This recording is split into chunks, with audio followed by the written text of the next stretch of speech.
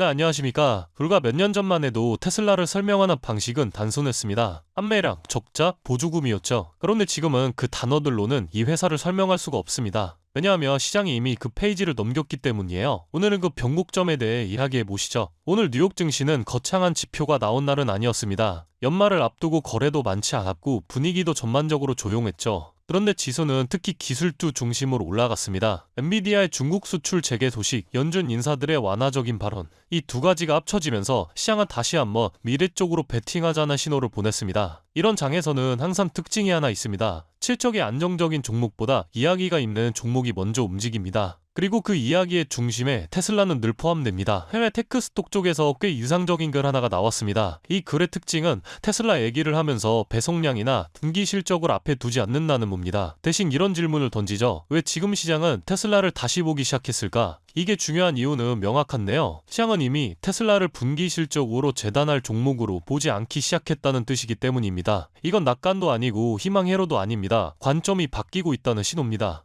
테슬라 얘기에서 로보택시를 빼놓을 수는 없습니다. 예전에는 아직은 멀었고 언젠가 될 거다 늘 이런 말이 따라붙었어요. 과거에는 분명 그랬습니다. 그런데 지금은 질문이 완전히 달라졌습니다. 시장은 더 이상 될까 말까를 묻지 않고 어디까지 왔고 속도가 얼마나 나오고 있느냐로 바뀌었습니다. 실제 도로에서 운전자 개입 없이 진행되는 테스트, 점점 구체화되는 시나리오들, 이걸 시장은 이벤트가 아니라 진행 상황으로 받아들이고 있습니다. 이게 왜 중요하냐면 테슬라의 시간표가 다시 그려지고 있기 때문입니다. 시간표가 바뀌면 평가 방식도 같이 바뀝니다. 이제 중국 이야기로 넘어가겠습니다. 최근 중국에서 테슬라 모델 3 전 트림의 출고 일정이 2026년 2월로 밀렸다는 소식이 나왔습니다. 이걸 두고 위기다, 문제다 이런 말들도 나옵니다. 하지만 이건 해석의 문제가 아닌데요. 차가 안 팔려서가 아니라 주문이 밀릴 정도로 대기 수요가 있다는 신호입니다. 중국이 어떤 시장인가요? 가격 경쟁도 가장 치열하고 기술 경쟁도 가장 냉정합니다. 그 시장에서 전트림이 대기 상태라면 이건 약세가 아니라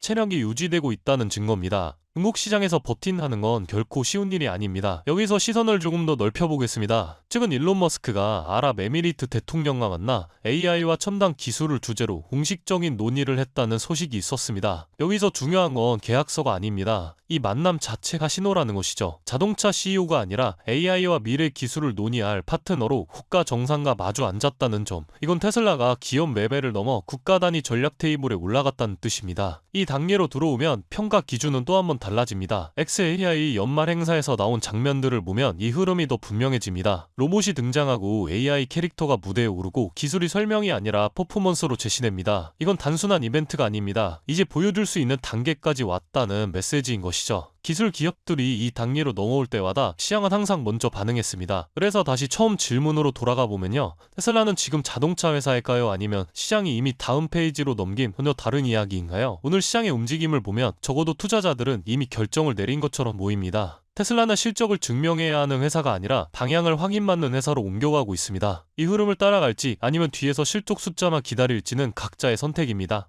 그렇다면 여러분들은 지금 주식 시장에서 수익을 내고 계신가요? 우리는 어떻게 해야 이런 불확실한 시장 속에서도 안정적으로 큰 수익을 얻어갈 수 있을까요? 눈에 띄는 대장주 M7 같은 종목들은 이미 너무 많이 상승한 뒤이기 때문에 앞으로는 진짜 큰 돈을 벌기 쉽지 않습니다. 진짜 기회는 그 대장주들 뒤에서 움직이는 수혜 종목에서 발생하는데요. 이런 종목들은 시가총액이 작기 때문에 비교적 소액으로도 접근이 가능하고 리스크 관리 또한 용이하죠. 즉 적은 자금으로도 큰 수익을 노릴 수 있는 구조입니다. 그런데 지금 시장을 움직이는 가장 큰 힘은 단순히 금리나 유동성이 아닙니다. 바로 미중 무역전쟁의 임합, 전략자원 전쟁이 시작됐기 때문이에요. 중국이 반도체에 이어 히토류 수출을 통제하기 시작했고 미국은 이에 맞서 자국 내 히토류 생산 라인을 재건에 나섰습니다. 단순히 정치적 갈등을 넘어서 AI, 전기차, 방위산업까지 직결된 신냉전형 공급망 전쟁입니다. 가장 대표적으로 눈에 띄었던 건 바로 히토류 전쟁의 중심에 선 MP 머티리얼스 티커였습니다. 미국 국방부와의 공급 계약이 발표되자 3개월 만에 주가가 6배 이상 폭등했고 거래량은 평소에 10배 이상 터졌어요. 1,000만 원만 넣었어도 6천만 원.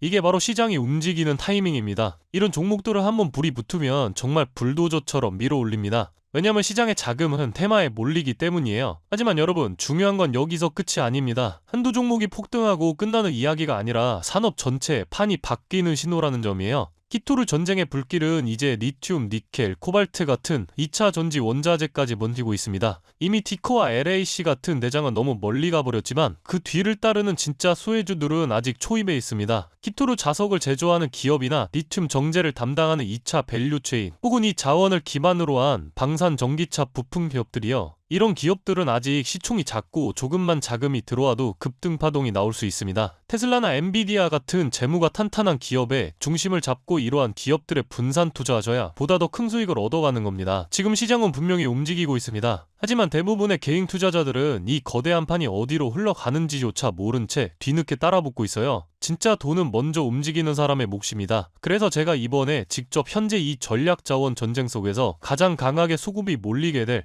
핵심 수혜 섹터와 종목 리스트를 정리해뒀습니다. 실제로 기관 자금이 들어오는 타이밍과 정부 정책 방향, 글로벌 공급망 재편 흐름까지 데이터 기반으로 정리된 PDF 자료예요. 이러한 정보도 소중한 제 구독자분들과 끝까지 영상 시청해주신 분들께만 오픈해드리도록 하겠습니다. 참여 방법은 간단합니다. 영상 아래 더보기란을 클릭하시면 파란색 링크가 하나 보이실 겁니다. 간단한 설문조사 진행해두시고 전송 버튼까지 눌러주시면 확인 후에 순차적으로 자료를 전달드리겠습니다. 절대로 금전 요구나 무조건적인 투자 권유 또한 하지 않습니다. 여러분이 시장에서 안정적으로 수익을 만들어 가시길 바라는 마음으로 준비한 자료들이에요. 꾹 가볍게 참고하시고 시장의 흐름을 직접 관망하셔도 좋습니다. 시장은 언제나 먼저 보는 사람, 먼저 움직이는 사람이 이깁니다. 지금 우리가 보고 있는 건 단순한 주가 상승이 아니라 글로벌 머니의 방향 전환이에요. 이 기회를 놓치면 다음 사이클이 올 때까지 또 몇 년을 기다려야 할지도 모릅니다. 영상이 도움되셨다면 좋아요와 구독 버튼 눌러주시고 저는 다음 영상에서 뵙도록 하겠습니다.